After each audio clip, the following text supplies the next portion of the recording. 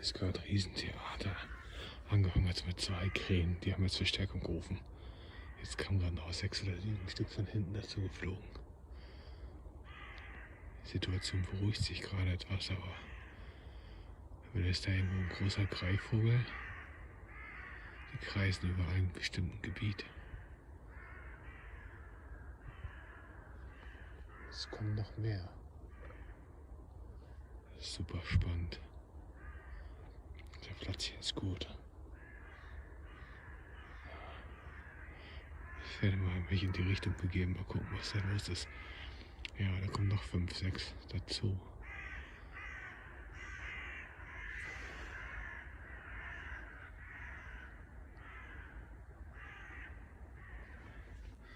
Ich halte euch auf dem Laufenden.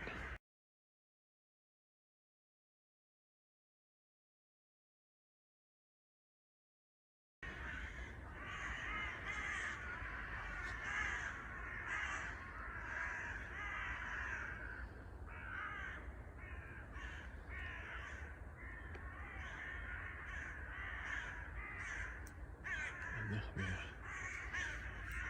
Es müssen schon so gute 20 sein. Entweder sammeln die sich jetzt zum Schlafen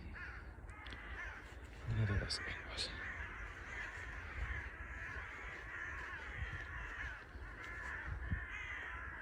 Bisher konnte ich noch keinen Greifvogel oder was sehen zwischen den Krähen. Vielleicht ist auch irgendwas am Boden.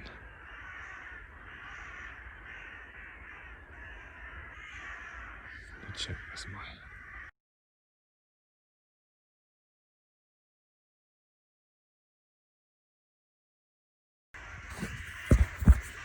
Ich habe den Grund gefunden, warum die Viecher hier so aufgeregt sind. Das ist der Grund, warum die hier alle gerade so extrem aggro sind. Den Grund habe ich gerade eben aufgescheucht.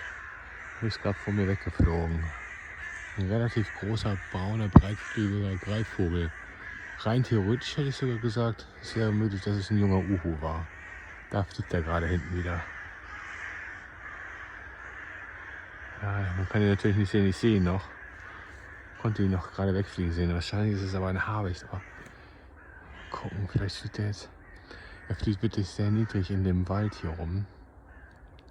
Es ist unglaublich, was diese Raben was die für Augen haben. Ich meine, der ist irgendwie 3 Sekunden, nachdem der hier losgeflogen ist, 3 Meter, 4 Meter über dem Boden, hat der erste Krähe, der erste Raben, wie auch immer, der erste Rabenvogel sofort gebrüllt.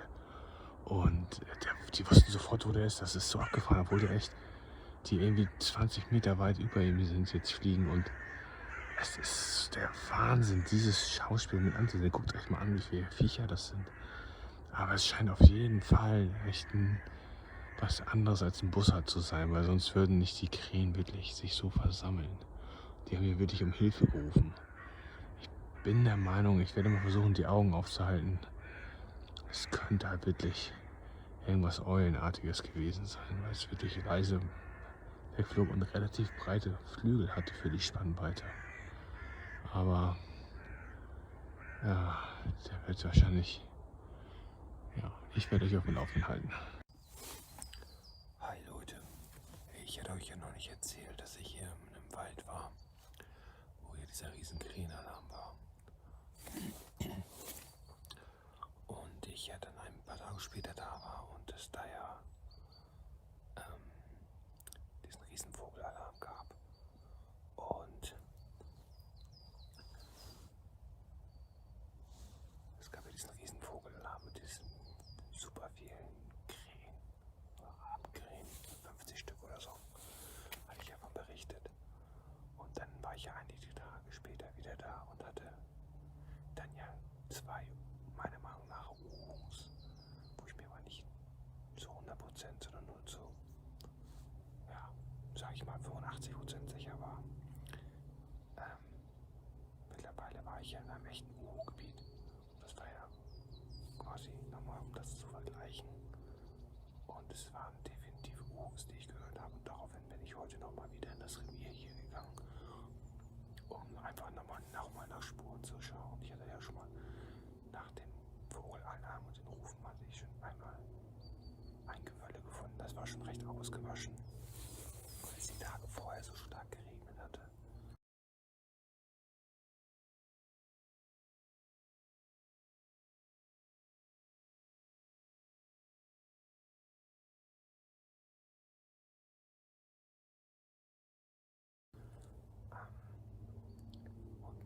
Das war vielleicht etwas klein. Es war schwer zu identifizieren, wie groß es war. Die Knochen da drin waren jetzt nicht so klein, aber schon ganz spannend gewesen. Heute bin ich wieder hier ins Revier gegangen und ich bin gerade reingegangen in das Gebiet und hatte sofort ein Gewölbe gefunden, was riesig war. Und da direkt daneben noch ein zweites, was auch echt riesengroß war. Fotos sind hier im Bericht. In dem einen ist sogar ein ganzer Schädel von einem Nager drin, also von einem recht großen Nager.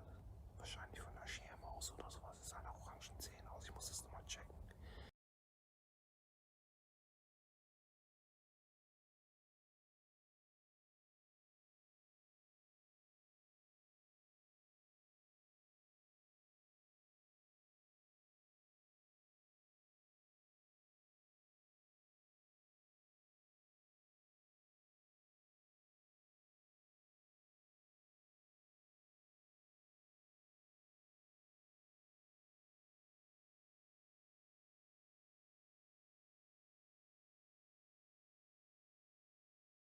Also echt ein fetter Schädel. Das Gewölbe war echt riesengroß, demzufolge verdichten sich von Woche zu Woche die Zeichen, dass hier wirklich Urus leben und das wäre natürlich total abgefahren. Ich habe mich jetzt hier einfach mal hingesetzt, um zu schauen, wie sich, manchmal rufen die auch tagsüber als Kontaktruf, wenn die kurz wach werden, rufen die nach ihrem Partner. Also das wird nochmal richtig cool. So einen richtigen Kröpfplatz habe ich noch nicht gefunden hier, aber ich finde halt immer wieder einige Federschrupfungen von Ringeltauben. Das heißt erstmal noch nichts. Es sind keine richtigen Rupfungen, aber es sind meistens mehrere Schwanzfedern, so 5, 6 Stück auf 2, 3, 4 Quadratmetern.